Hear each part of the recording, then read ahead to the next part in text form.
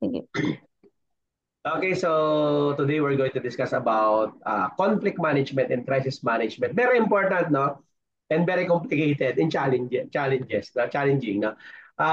Because conflict management involves identifying and handling disputes in a balanced, effective, and fair manner. No, it is essential in an organizational, social, and political setting where people with different interests interact because the primary goal is not necessarily to eliminate conflict, but to manage it constructively so that it leads to positive outcomes such as improved communication, innovation, and a stronger relationship.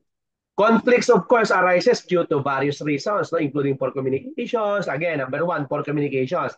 Differences in values or goals, resource limitations, or personality clashes. Now, in organizations, unclear job roles, unmet expectation, or competition for advancement can also fuel tension. Understanding the root causes of conflict helps in applying the most appropriate resolution strategies and prevent escalation. Common conflict management strategies include collaboration, compromise, avoidance, accommodation, and competition. And the most effective approach depends on situation and the individuals involved because collaborative methods are generally prepared as they promote mutual understanding and long-term solutions, while avoidance or competition may be useful in short-term or high-stress scenario. And to give us more details about the topic, let us all welcome our presenter this afternoon. Go ahead, ma'am. Okay po, good afternoon po. Thank you for that introduction regarding our discussion for this day. So, the topic that I'm going to discuss is conflict management and crisis management. Wait po, ayaw mag-move. So, an organization, whether public or private, or a mixed public to private partnership, faces an integrated conflicts owing to varied and differing interests. According to Oxford Dictionary of English, the word conflict means a serious disagreement or argument, a prolonged armed struggle, a serious incompatibility between two or more opinions, principles, or interests. So it means an organization, hindi naiiwasan na nagkakaroon tayo ng tinatawag na conflict. That is why we have this what we call conflict management. So just like what is mentioned by Doc, it cannot be avoided, but it can lessen the negative impact as well as we are able to learn kung paano ba natin ima-manage ng maayos yung mga na-encounter natin na conflict. Conflict usually encountered kapag nagkakaroon tayo ng different perspective, nagkakaroon tayo ng different principles in or interest regarding a certain area. So we have here the means of conflict resolution. So following suggest three ways on how we are going to resolve this what we call social conflict. So we have three ways, that is domination, compromise, and integration. So let us try to differentiate the three. When we say domination, it is a victory for one side or the other. Though it is the easiest way of resolving conflicts, the repressed tendencies in the sense of Freudian psychology are bound to reflect against the dominator. So it means dito sa domination, from the word itself, merong dominant. Kumbaga, meron talagang isang side na talagang ayun talaga yung mana panalo. Kumbaga sa ano, kapag nagkaroon ng argument or ng debate sa isang certain area, meron at meron magdo-dominate or meron at meron talagang mananalo tungkol doon. So usually is kapag laging nandun si domination, ang nangyayari dun sa mga taong involved or yung sinasabi lagi natin na dominant, is nagiging negative yung effect sa kanila in a way na natitignan siya as hindi marunong makinig in regards with the perspective of others.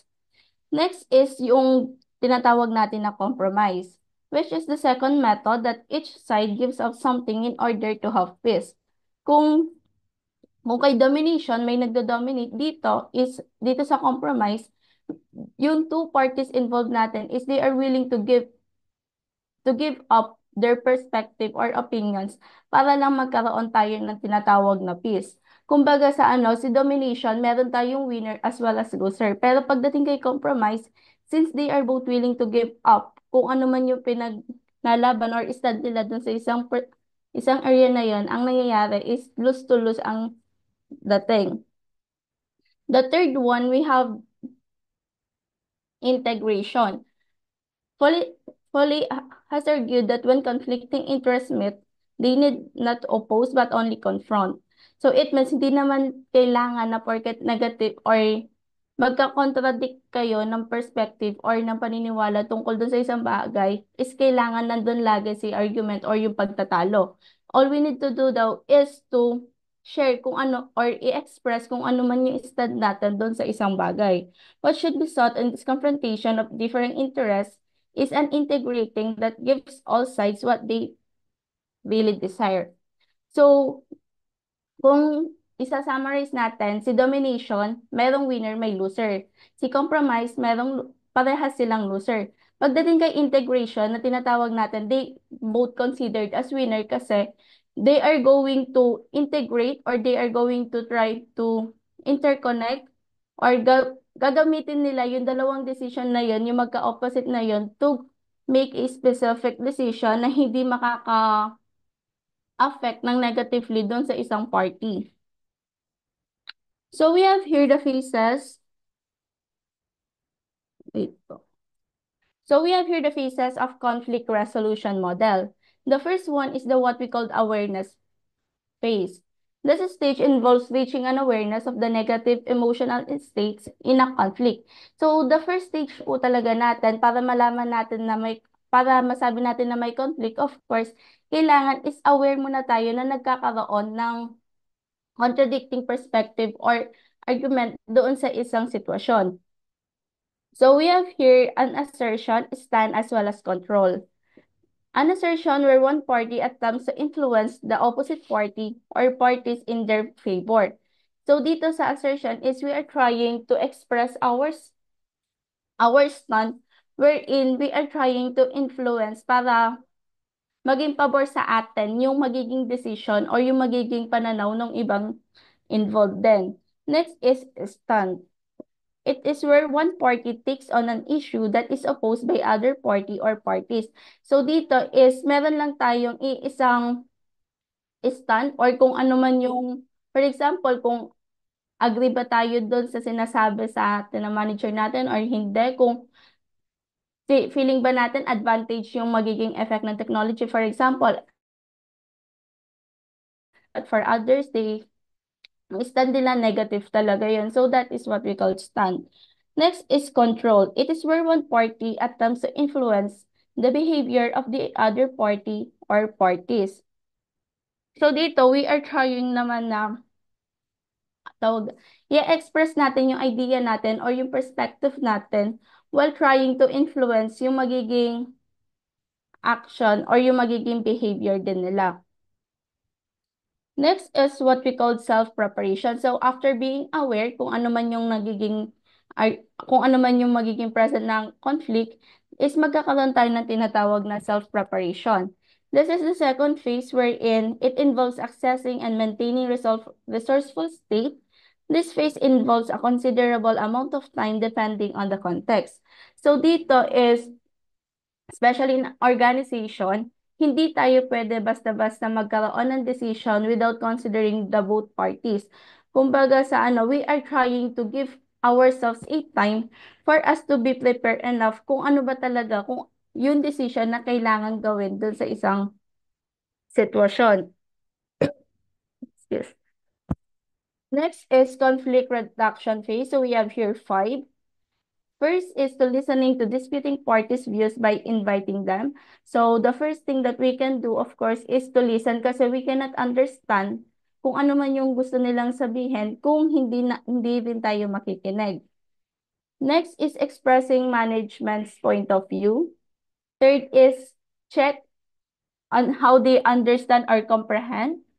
Fourth is to briefing on differences of disputing parties, as well as the last one is to continue in the cycle of points that the management disagrees with. So it means dito sa conflict reduction phase, mag-uumpisa tayo talaga sa pakikinig. After natin makinig, that is the time that we are going to express or that we are going to share kung ano man yung perspective natin or yung stand natin doon sa isang sitwasyon. And then, after natin i-express kung ano man yung stand natin, we are going to try na intindihin or malaman kung naintindihan ba talaga nila in a way na gusto mo maintindihan nila yung sinasabi mo. Next is briefing on differences. So dito is a-analyze natin kung ano ba yung mga kung ano ba yung pagkakaiba ng mga perspective ng mga taong involved.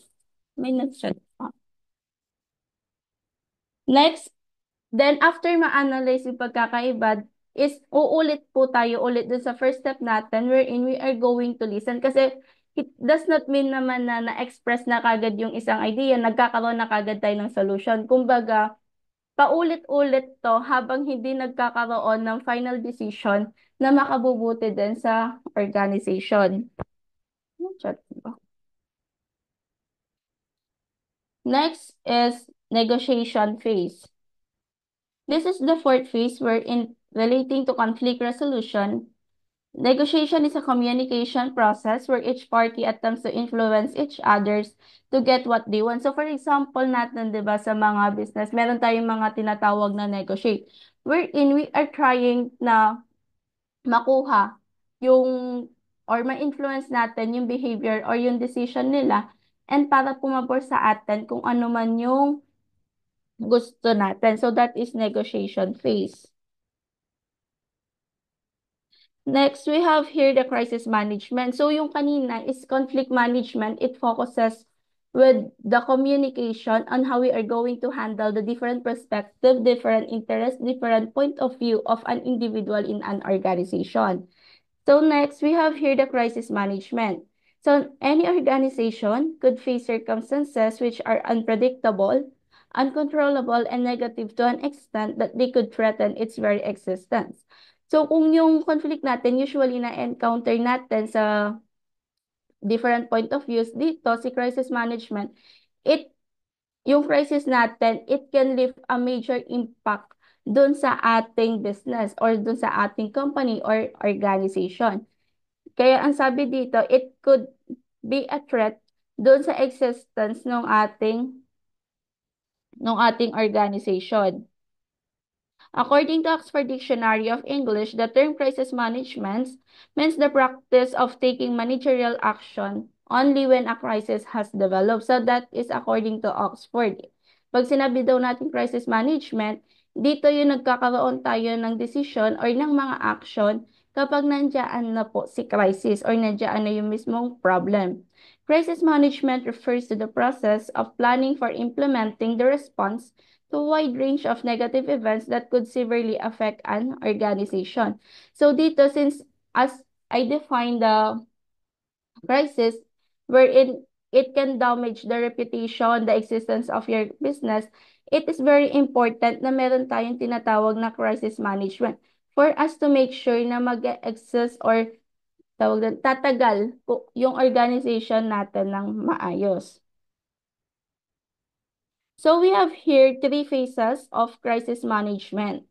The first one is pre-crisis phase. From the word itself, pre-crisis phase, yung word na pre, it is before. It is concerned with prevention of the crisis. This phase is also known as before the crisis phase. So it means pre-crisis phase, this is the phase wherein the problem is not yet existing. In this phase, organizations should develop a crisis management team to develop and plan for the worst-case scenarios and define standard operating procedures that should be implemented prior to any crisis events. Excuse. So it means yung pre-crisis phase natin, dito pa lang daw sa phase na to is dapat nagkakaroon na tayo ng mga solution sa mga problemang hindi pa natin na-encounter. So we are trying to be proactive in regards with this phase. We are trying to solve a problem that is not yet existing. We are trying to have a backup plans once na yung mga problem na naiisip natin is nandiyan na. So, sa mga company or sa organization, for them to be prepared enough is iniisip na kagad nila yung pinaka worst case scenario na possible nilang ma-encounter. Para pag nandiyan na yung mismong problema or nandiyan na yung mismong crisis, is they already know what they should do and who should they communicate with. Next is crisis response phase. The crisis response phase is actually concerned with facing the crisis. Here, management must are actually prepared for the crisis. During the crisis, an organizational spokesperson should communicate effectively with the public to minimize the effect of the crisis. So kung si pre-crisis, that is the phase wherein the problem is not yet existing. Dito kay crisis response, present na po si crisis, nandiyan na si crisis. So dito, makikita na natin on how the organization will try to solve the problem or the crisis occurs. So kung kay pre-crisis natin is nagiging proactive tayo, dito ang nangyayari lang sa atin is nagiging reactive tayo. So nandiyan na si problema, so what will be the solution, what will be the things or actions na gagawin natin during the problem. Next is post-crisis. So this is after the crisis phase. It is generally concerned with communication in the crisis eruption. So, dito kay post-crisis phase, we are trying to analyze kung ano ba yung or kamusta ba yung naging action natin during that time na nagkaroon ng problema. Kung okay ba, may kailangan bang i-improve? Naging tama ba yung ginawa natin or mas lalo lang lumala yung sitwasyon? So that is post-crisis phase. We are trying to evaluate kung ano man yung ginawa nating action during the crisis phase. So we have here the steps to crisis management. So the first one is to anticipate crisis. So it is being proactive. You are trying to think what will be the possible problems, what will be the possible challenges, the difficulties that your organization or your company may face. So after anticipating crisis, you are going to create a plan and test it. So for example natin sa number one. Sa number one, for example, sa company, halimbawa nasa printing shop tayo. Printing shop yung company or yung business na meron tayo. So one of the threats na naiisip mo kahit hindi pa siya totally nangyayari dun sa kumpanya is possible na magkaroon ng power interruption ng matagalang oras. So ayun, na-anticipate mo na kung ano man yung problem na pwede mong ma-encounter. After that, after mong malaman kung ano yung problem, gagawa ka na ngayon ng plano and you are going to examine or test it. For example, naisip mo na kapag magkakaroon ng power interruption, dapat meron kayong generator na kayang supplyan ng power lahat ng pieces na meron kayo.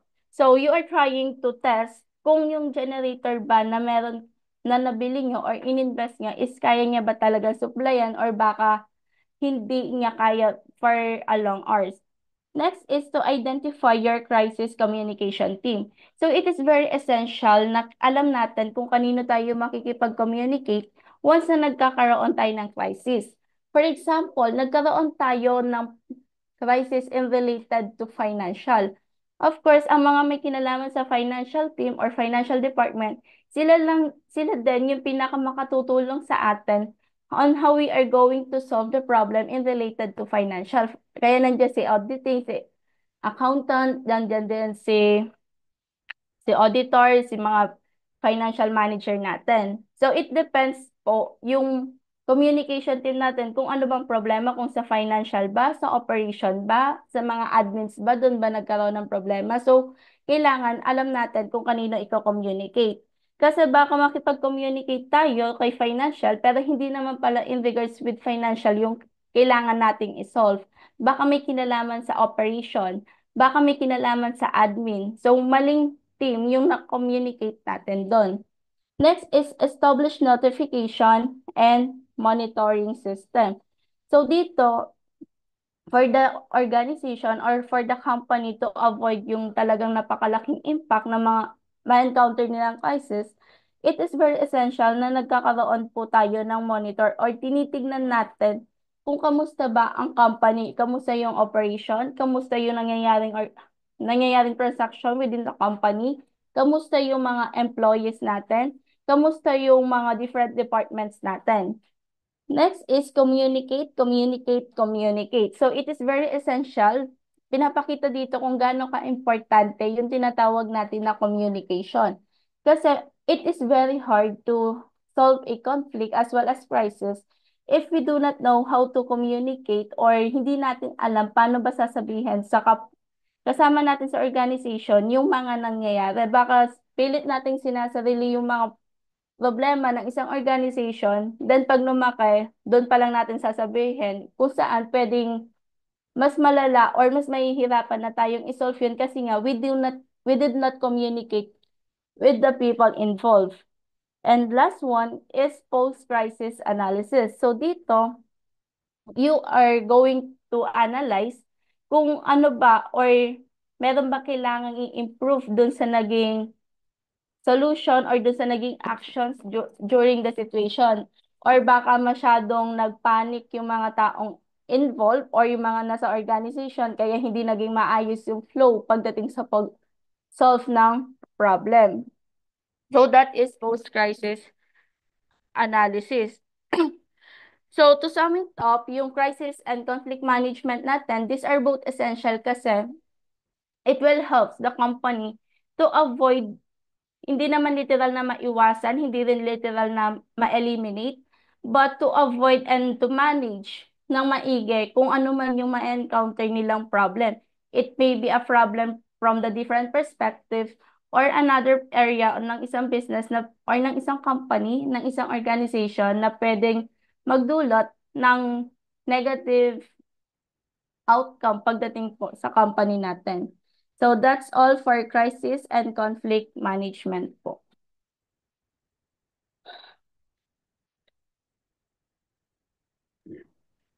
Okay, thank you so much. No, again, uh, as I mentioned earlier, no, leaders always play an important role in conflict resolution by setting the tone for open communication, fairness, and mutual respect. No?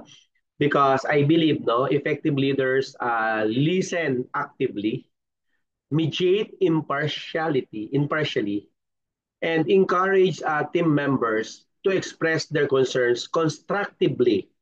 And they also set up systems and policies that support a healthy conflict resolution culture.